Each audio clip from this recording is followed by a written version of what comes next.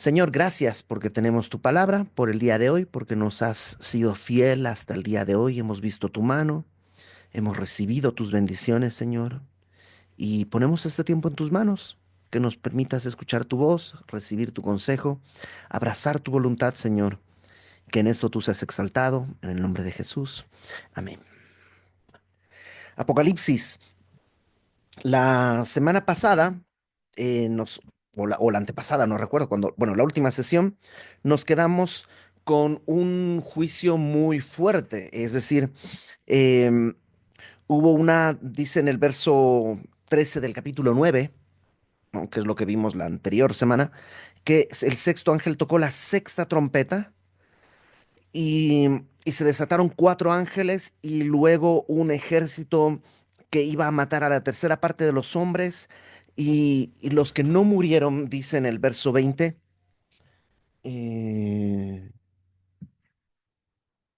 sonó algo por acá, pero quién sabe qué. Los que no murieron, dice, no fueron muertos con las plagas. Los que no murieron con estas plagas, verso 20, ni aun así se arrepintieron de las obras de sus manos, ni dejaron de adorar a los demonios, ni a las imágenes de oro, de plata, de bronce, de piedra, de madera, las cuales no pueden ver, ni oír, ni andar, y no se arrepintieron de sus homicidios, ni de sus hechicerías, ni de su fornicación, ni de sus hurtos. O sea, a pesar de lo terrible que está en la situación, hubo gente que no quiso doblar su orgullo, no quiso clamar a Dios como reconociendo su necesidad de un Salvador, sino que perseveraron en su pecado. El capítulo 10, 11, 12 y 13 en realidad, hasta el capítulo 14. ¿No? Vamos, no, algunas personas le llaman estos capítulos parentéticos, como de paréntesis, ¿no? Capítulos parentéticos. Eh, Otros le llaman como un interludio, es decir, como que la narración un poquito se pausa para contarnos algunas cosas que están ahí alrededor. Em, Hasta aquí hemos visto la historia de manera cronológica, ¿no? Cada capítulo sigue al anterior y al anterior y al anterior y al anterior, pero digamos que aquí en el capítulo 10 sí es una manera de verlo, una especie de paréntesis, una especie de, de preludio, una especie de pausa en la cronología para explicarnos detalles de lo que está sucediendo. Y uno de esos capítulos que es como una especie de pausa es el capítulo 10, que no tiene que ver con la historia que se va a desarrollar, pero sí es importante. Y vamos a hacerlo de dos maneras. El capítulo 10 lo vamos a ver de dos maneras. Uno, pues verso a verso, como lo hacemos cada semana, pero también vamos a ver una cosa que yo le llamaría una lectura devocional. Y esto te lo voy a explicar en un minutito cuando terminemos de estudiar, verso a verso, que es un capítulo muy corto. Entonces dice, capítulo 10. Vi descender del cielo a otro ángel fuerte, envuelto en una nube, con el arco iris sobre su cabeza. Su rostro era como el sol, sus pies como columnas de fuego. Em, Juan, en medio de esta serie de juicios que están ocurriendo, de pronto dice, otro ángel fuerte. Hay un debate muy, pues, eterno, ¿no? Acerca de quién es este otro ángel fuerte. ¿Será Jesús? Porque las descripciones que se hacen parecieran las que tenemos de Cristo por ejemplo, en el Apocalipsis capítulo 1. Mira, dice envuelto en una nube, con el arco iris sobre su cabeza, su rostro era como el sol, sus pies, literalmente sus piernas más bien, como columnas de fuego. Entonces podría ser el Señor Jesucristo. Además que en el Antiguo Testamento a Jesús se le llama a menudo el ángel de Jehová. Entonces, ¿es Jesús? Eh, Podría ser, yo creo que no. ¿Por qué yo creo que no es? Bueno, número uno, si bien en el Antiguo Testamento a Jesús se le llama el ángel de Jehová, en el Nuevo Testamento no. En el Nuevo Testamento Jesucristo está eh, revelado, está evidentemente presentado como el Hijo de Dios o él se presenta como el Hijo del Hombre. No es normal un término de ángel a Jesús en el Nuevo Testamento. En segundo lugar, aunque tiene estas descripciones que, ¿no? La nube sobre su cabeza, el arco iris, todo esto, no necesariamente quiere decir que sea Jesucristo. Y en tercer lugar, si vemos, como lo hemos estado viendo, el Apocalipsis como una narración cronológica que empieza por el principio y termina por el final, Jesucristo regresa a la tierra en el capítulo 19, no en el 15. Y tampoco es que viene y se va o algo así. Entonces, yo creo que este es, tal cual dice, otro ángel fuerte, ¿no? Un ángel fuerte, un ángel poderoso. Veremos que es un ángel enorme, muy grande. Y dice el versículo 2: tenía en su mano un librito abierto. En el original, la palabra librito está bien traducida, pero tiene un énfasis especial porque habla de un, llamémosle un librititito. O sea, es un librito chiquitito.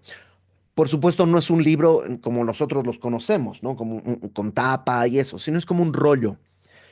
Algunos piensan que este rollo es el mismo que vimos que Jesús tenía en su mano al principio de la gran tribulación. ¿Te acuerdas en el capítulo 6? Bueno, en el capítulo 5, cuando recibe el rollo. Yo, por lo que vamos a leer, no creo que sea el mismo rollo. Creo que es otro ángel y tiene un rollito, un librito abierto, y puso su pie derecho sobre el mar y el izquierdo sobre la tierra. Por eso nos damos cuenta que es muy grande. Nadie de un tamaño normal puede tener un pie en el agua y otro en la tierra, porque el mar se mueve. Entonces, aunque tú pongas un pie en la tierra, pues el mar se va a llegar. Y si vas, o sea, no importa cómo te pongas, no se puede. Tendrías que ser muy grande para que alcance a poner su pie en el mar y el otro pie en la tierra, ¿no? Como una especie de dominio sobre el mar y sobre la tierra. Y dice versículo 3: clamó a gran voz como ruge un león, y cuando hubo clamado, 7 truenos emitieron sus voces. Em, Estos 7 truenos, el 7 en la Biblia, en el Nuevo Testamento y específicamente en Apocalipsis, siempre representa plenitud, completo. Podría haber escuchado 7 truenos, tal cual, 7, o está simbólicamente representando como el trueno, ¿no? Como el trueno magnífico que escuchó. Dice versículo 4: cuando los 7 truenos hubieron emitido sus voces, yo iba a escribir, pero oí una voz del cielo que me decía: sella las cosas que los 7 truenos han dicho y no las escribas. Muchos piensan que estos truenos son efectivamente la voz de Dios. La voz de Dios a menudo se la describe como la voz de un trueno, ¿no? Algo así fuerte, explosivo. A nosotros, digamos que en el siglo XXI, los ruidos pues estamos acostumbrados. O sea, el camión de basura pasa haciendo ruido. Por mi casa, hace unos años donde vivíamos, pasaban unas pipas de agua y ahí se frenaban y era el ruidero del freno, porque era como una glorietita. Y luego y estaba como en desnivel, como hacia arriba, y entonces ahí tenían que meter motor y entonces era un ruidero espantosísimo. En el siglo XXI los ruidos son algo natural y común, pero ten en cuenta, en aquella época no existían ese tipo de ruidos así como el día de hoy tenemos explosivos, y por tanto un trueno era algo realmente magnífico. Entonces, la voz de Dios representada como un trueno es eso, es como la voz potente desde el cielo fuerte. ¿Podría ser la voz de Dios la que oyó Juan en realidad? No lo sabemos, pero sí sabemos que era un mensaje. ¿Cómo lo sabemos? Porque dice Juan en el versículo 4: yo iba a escribir. Escucha ese mensaje y estaba por escribirlo. Y por supuesto no iba a escribir "Pororom, brum, brr".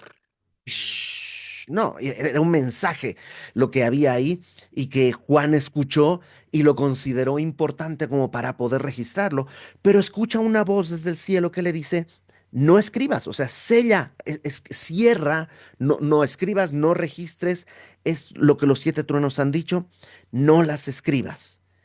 Y es cuando todos, híjole, entonces si no las vas a escribir, Juan, ¿por qué nos dijiste? Porque si es chocante que alguien te diga: oye, ¿sabes? No, olvídalo, olvídalo, olvídalo. Te iba a decir algo, pero no, no, no, olvídalo, no pasa nada. Como que, pues si ya empezaste a hablar, dime o no. O sea, no, no, no, o me dices o no me dices, pero no me dejes ahí a la mitad. Bueno, Juan nos deja ahí a la mitad. Dice, los truenos dijeron algo, pero no les voy a decir qué. Entonces sigamos leyendo. Versículo 5. El ángel que vi en pie sobre el mar y sobre la tierra levantó su mano al cielo y juró por el que vive por los siglos de los siglos, que creó el cielo y las cosas que están en él, y la tierra y las cosas que están en ella, y el mar y las cosas que están en él, que el tiempo no sería más. O sea, este ángel levanta la mano y jura por Dios, que es Dios es el soberano, el Señor de todo lo creado, el creador de todo, ¿no? Levanta la mano, jura por Dios, ¿qué cosa? Que el tiempo no sería más. Es una especie de declaración de decir, se acabó, ¿no? Terminamos, punto final, listo. En mi pueblo se dice chau picho, como ya, ¿no? Se acabamos, listo el pollo, una cosa así. Terminamos, fin. Ahora, por supuesto, no ha terminado, estamos en el capítulo 10, nos faltan todavía muchos capítulos, pero es como cuando alguna situación ya es tan irreversible que es como que ya acabó. Piensa en el fútbol y todos hemos visto en algún momento que, digamos, hay un partido y ya estás perdiendo 2-0 y en los últimos 10 minutos meten un gol más, 3-0, ya se acabó. O sea, en realidad faltan todavía 15 minutos, pero esto ya ni para qué discutir. De hecho, hay gente que ya se empieza a salir del estadio porque aunque no ha acabado, ya se acabó. ¿No? Es algo así. El ángel dice, el tiempo no sería más. Se acabó, terminamos, verso 7, sino que en los días de la voz del séptimo ángel, cuando comience a tocar la trompeta, acuérdate que han pasado 6, cuando venga la última, la séptima trompeta, en ese tiempo, el misterio de Dios se consumará como Él lo anunció a sus siervos los profetas. El misterio de Dios se consumará. Ya hemos hablado de esto en la Biblia. La palabra misterio no quiere decir lo que nosotros hoy entendemos por misterio. Para nosotros, misterio es algo como escondido, ¿no? Una novela de misterio es una novela en la que no alcanzas a descifrar quién es el asesino hasta la última página, ¿no? Y el asesino es el mayordomo en la última página. Una película de misterio es igual, que no te deja ver cosas hasta que al final te enteras. Para nosotros eso es un misterio, algo que no entendemos. En el tiempo bíblico y en la Biblia, un misterio es algo, es una, es un conocimiento al cual no puedes llegar por investigación o por experiencia, sino solamente por revelación. Por ejemplo, y pongo siempre yo este ejemplo, me parece que es el más claro. De niños todos teníamos un club de amigos, ¿no? El club de amigos tal, y nuestro club de amigos tiene un saludo secreto, ¿no? Que nadie sabe. ¿No? Paz. Y cuando alguien va a entrar al club, esta persona va a entrar al club generalmente porque es el que tiene balón, ¿no?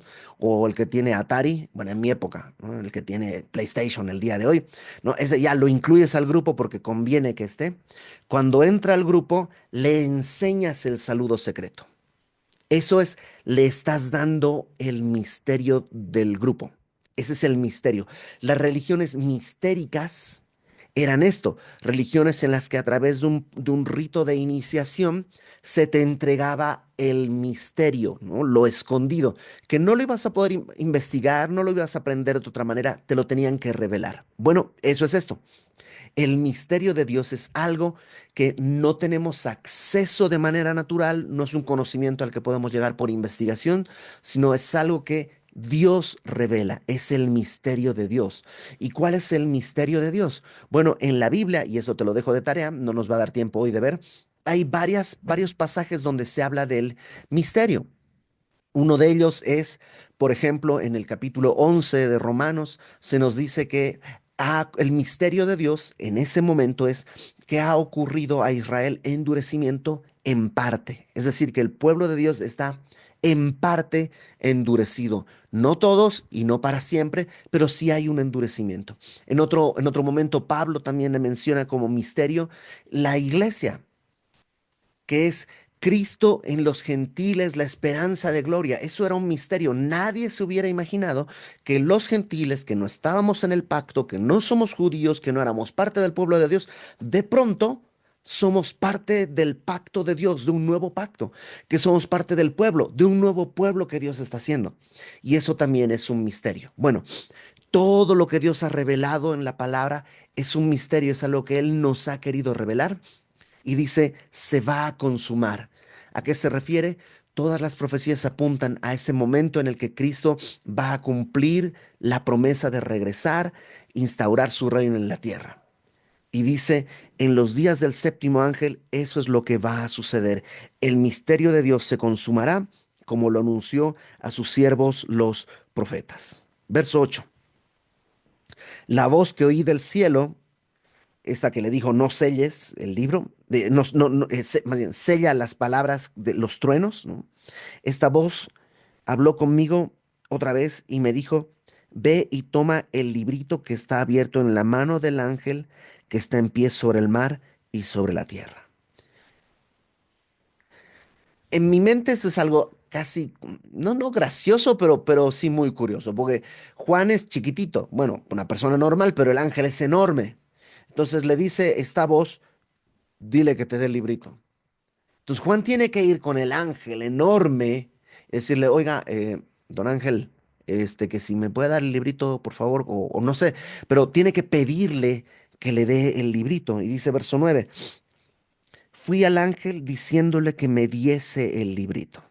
Y él me dijo, toma y cómelo. Por supuesto, esto no es normal, pero te lo está diciendo un ángel enorme, ¿qué vas a hacer? O sea, te dice, ok, toma, cómelo, te amargará el vientre, pero en tu boca será dulce como la miel.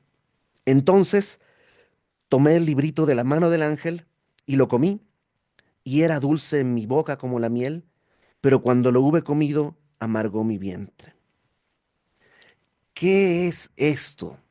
Bueno, evidentemente el librito en Apocalipsis hay mucho simbolismo. El librito simboliza algo, porque la gente normal no come el libro, ya sea ese rollo, ya sea de pergamino o papiro, lo que sea, pero no se come.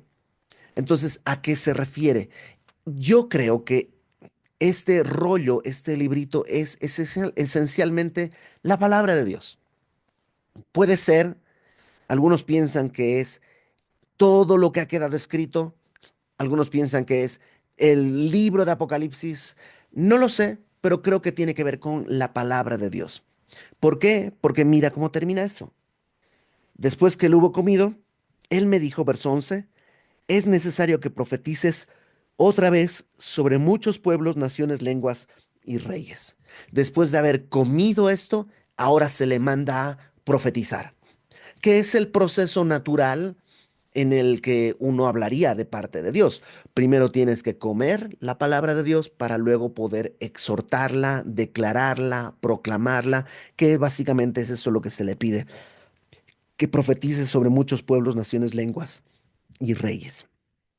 Ahora, esto no es tan raro.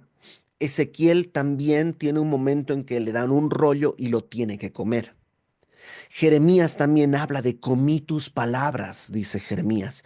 Entonces, no es algo extraño. En la Biblia se presenta a menudo como, por ejemplo, algo que es más dulce que la miel, ¿no? Y se entiende que si para que sepas que es dulce, tiene que entrar a tu boca. Es algo que comes, es algo que se integra. Eh, entonces Jesús dijo que el hombre no vivirá solo de la comida física, sino de la palabra de Dios. Entonces, creo que enteramente está hablando de la palabra y a lo que le dicen a Juan es, come y una vez que has comido, te vas a ver dulce en la boca, porque la palabra de Dios es así, es dulce, pero te va a amargar el vientre, porque la palabra de Dios tiene que amargarte de alguna manera. ¿En qué sentido? Número uno, la palabra te revela quién eres. Y después de leer esto, a menudo terminamos pensando, Señor, ¿por qué soy así? Me estás describiendo. Y eso puede efectivamente amargarnos para, no amargar en el sentido de de deprimirte o algo así, no, no, que te amargará el vientre es como que te vas a sentir mal, te vas a sentir de peso, como cuando vienes a la palabra y entiendes quién eres y no está padre. Ahora es dulce porque también en ella está encontrada la gracia de Dios. Por otro lado, tiene que amargarte el vientre porque cuando estamos leyendo Apocalipsis, por ejemplo, estamos hablando de mucha gente que va a morir sin conocer del Señor, rechazando la gracia de Dios. Y no podemos quedar como que no pasara nada. Ah, mira, pues sí, se van a morir 3 millones de personas. Espérate, son 3 millones de personas, son 3 millones de hombres y mujeres, padres, hijos, abuelos. Alguien los ama, alguien los va a esperar. Entonces, tiene que amargarte y la palabra de Dios tiene que cumplir ese propósito en nosotros. Ahora, ¿por qué vemos esta escena acá? Porque lo que estamos viendo es algo muy feo y muy duro. Te decía que al final del capítulo 9 vemos que la gente no se arrepiente, no está escuchando, a pesar de que hay muertos, de que hay demonios por todas partes, de que ha habido terremotos, a pesar de todo, la gente no está buscando al Señor. Se parece un poco, en cierto sentido, a pandemia. Pandemia fue un periodo terrible en muchos sentidos. La cantidad de personas que enfermaba, que moría, la cantidad de negocios que quebraron, personas que quedaron sin recursos. O sea, fue un tiempo difícil, pero ya pasó. Y ya, como que volvamos a lo mismo, no pasa nada, eh, como que hubo gente que no escuchó la advertencia. Ante esa situación, lo que Dios hace es poner esta escena del ángel con el librito y Juan. Y el punto final que le dicen a Juan, la solución es profetiza. Habla la palabra de Dios a todo pueblo, a toda persona, muchos pueblos, naciones, lenguas y reyes. No hay otra solución ante lo que está sucediendo más que profetizar, anunciar la verdad de Dios en todas partes. Y creo que eso era necesario y vamos a tener unos capítulos así en este interludio que son como una especie de respiración, porque la cosa está muy fuerte, muy difícil y es como que Dios te dice, a ver, piensa, ¿qué está pasando? ¿Qué va a pasar? Ahora, te dije también al principio que íbamos a hacer una lectura devocional y creo que esto puede ser útil, sobre todo si estás empezando a tener tus tiempos devocionales o si quieres a lo mejor refrescar cómo hacer tus tiempos devocionales, cómo tener tus tiempos devocionales. Creo que esta es una buena excusa y una buena manera de hacerlo. ¿Qué es una lectura devocional o una lectura en un tiempo devocional? Es una lectura que no busca profundizar en las verdades teológicas y las profundidades del conocimiento. Y no, no, no. La lectura devocional lo que hace es tomar el texto de la manera más sencilla posible y ver de qué forma este texto me aplica a mí el día de hoy. Acabamos de ver el capítulo 10 y decimos, bueno, este ángel puede ser Jesús porque tiene estas características. Yo creo que no, por estas razones. Hay 7 truenos, 7 en la Biblia representa. Todo eso no es devocional. Eso es estudio bíblico, ¿no? Y eso te tienes que sentar con tu Biblia y con diccionarios y concordancias y comentarios. Y eso es estudio bíblico. Pero la lectura devocional lo que hace es acercarse al texto para cosas que tienen que ver con mi vida el día de hoy. Muchas veces en mi tiempo devocional no aprendo nada, porque mi propósito no es aprender, sino escuchar. Y a veces Dios no necesita que yo aprenda nada, sino que escuche algo que a lo mejor me lo viene diciendo de muchas maneras desde hace mucho tiempo. Entonces, permíteme hacer una lectura devocional del capítulo 10 para un poquito explicarte esto y que a lo mejor em, te animes a tener más tiempos de lecturas devocionales. Repito, en una lectura devocional no estamos buscando información nueva, no estamos buscando em, comprensión de conceptos y ojo, puede haber información nueva y puede que aprendas conceptos, pero no es la meta. Mira, capítulo 10, versículo 1, en nuestra lectura devocional. Vi descender del cielo a otro ángel fuerte, envuelto en una nube, con el arco iris sobre su cabeza. Su rostro era como el sol y sus pies como columnas de fuego. Lo primero que pensaría al tener esta lectura devocional, en mi tiempo devocional, es, este ángel, si eso no es Cristo, no lo sé, pero se parece. Y se parece y desciende del cielo. Y lo único que yo puedo pensar es, yo quiero parecerme al Señor. Yo quiero reflejar, si este ángel no es el Señor Jesucristo, se parece. Y yo quisiera parecerme a Él, en mi carácter, en mi forma de hablar, en mi forma de tratar a los demás, en mi forma de relacionarme con las demás personas, en mi forma de reaccionar ante las adversidades. Me gustaría parecerme a Él. Este ángel estaba en el cielo, probablemente si yo paso tiempo contemplando la palabra de Dios, me pareceré más a Él. En Primera de Juan dice que aquel que está pensando en el regreso, en la manifestación de Jesucristo, capítulo 2 de Primera de Juan, dice, se guarda a sí mismo porque esa esperanza es la que lo sostiene. Entonces, ojo, alguien dirá, estás sacando de contexto, eso no dice el texto. Es verdad. No estoy haciendo un estudio bíblico, estoy viendo el día de hoy qué necesito. Y probablemente el día de hoy necesito recordar que quiero parecerme al Señor, en mi carácter, en mi manera de vivir, y a eso pueden venir mil versículos a mi mente. Primera de Pedro dice que todas las cosas que pertenecen a la vida y a la piedad nos han sido dadas por su divino poder, y él hemos sido escogidos, nos ha dado su gracia y excelencia para que, dice, seamos como Él. Primera de Pedro, capítulo 1. Bueno, sigamos leyendo. Entonces yo podría poner eso en mi tiempo devocional.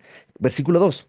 Tenía en su mano un librito abierto, puso su pie derecho sobre el mar, el izquierdo sobre la tierra, y clamó a gran voz, como ruge un león. Y cuando hubo clamado, 7 truenos emitieron sus voces.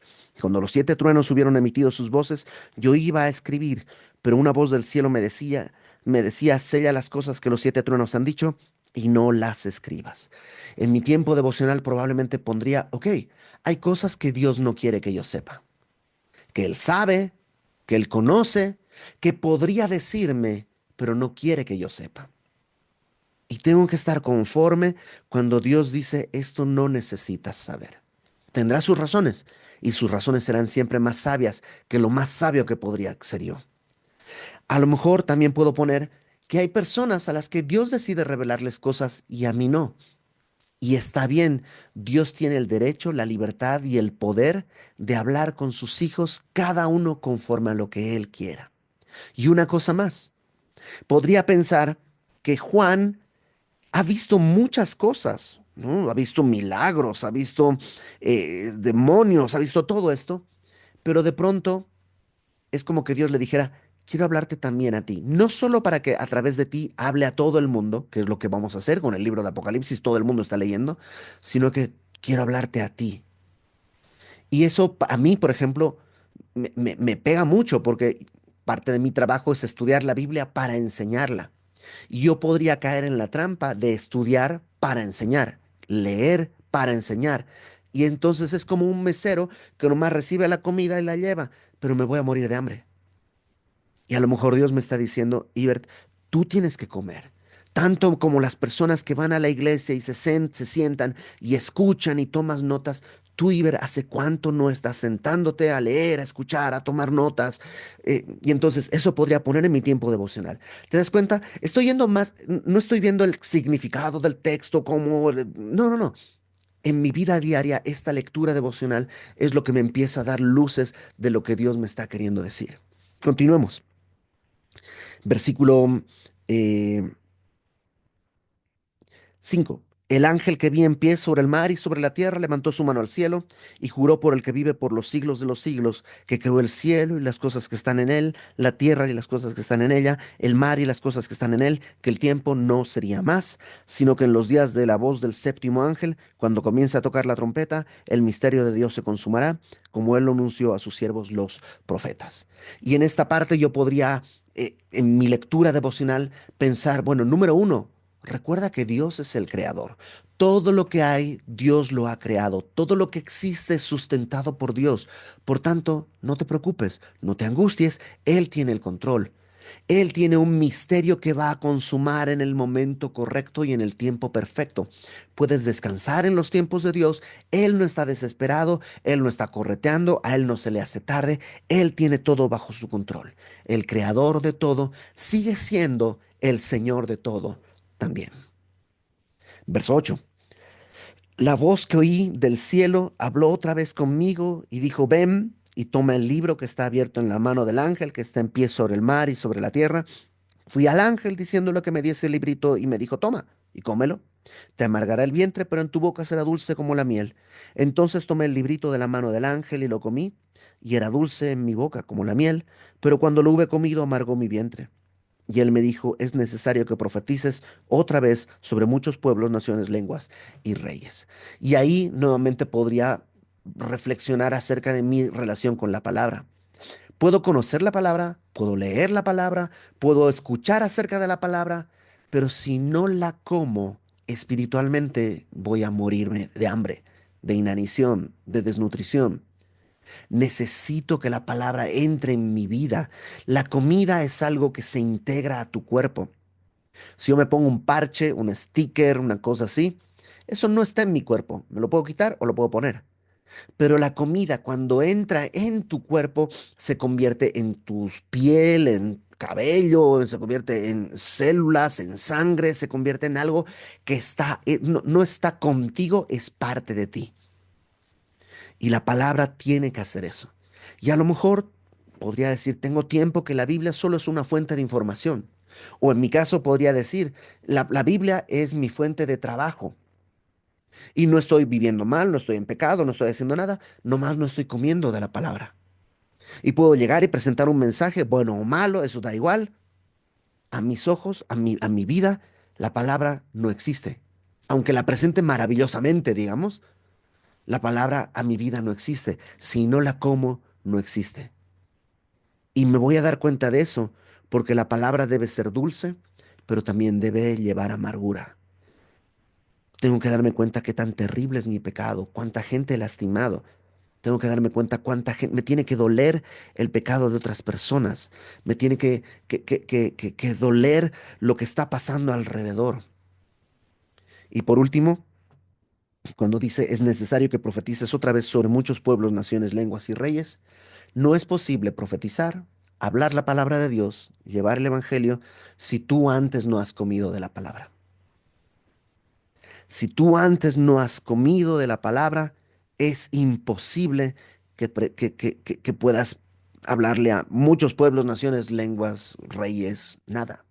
Necesitamos todos comer de la palabra de Dios, ser saciados, llevar en nosotros, no con nosotros, sino en nosotros su mensaje, que Cristo en nosotros haga la obra y entonces anunciaremos con denuedo las verdades del Señor. Entonces, creo que espero te sirva la diferencia entre el estudio bíblico y el tiempo devocional. ¿Cuál es mejor? Depende. Mientras más estudio bíblico tengas, tus tiempos devocionales tienen más bases, porque vienen a tu mente versículos, conceptos, ideas que surgieron en el estudio bíblico. Pero si solo tienes estudio bíblico y no tienes tiempos devocionales, estás armando es un armazón, ¿no? Unos andamios, pero nunca tienes una casa. Estás cocinando muchísima comida de espectacular, de 5 estrellas Michelin, 20 estrellas Michelin, 50 estrellas Michelin, o sea, todo lo que tú quieras, pero no estás comiendo nada. Entonces necesitas las dos cosas. Hay un tiempo para el tiempo devocional, hay un tiempo para el estudio bíblico. Y come de lo que Dios te hable. Vamos a orar. Señor, gracias por tu palabra. Queremos, Señor, como Juan, obedecer. Y a veces tendremos temor de acercarnos a tu palabra, a veces tendremos a lo mejor flojera, pero que nunca nos gane, Señor, ese deseo de flojera o de temor o de indiferencia, sino que te escuchemos, que vayamos a ti, que tu palabra en verdad sea dulce a nuestros labios, pero que también nos muestre la realidad. Y habiendo entendido eso, podamos profetizar, hablar de parte de ti a un mundo que necesita escucharte. Gracias porque, aunque a menudo nuestros ojos se distraen, tú nunca te apartas de nosotros. En el nombre de Jesús. Amén.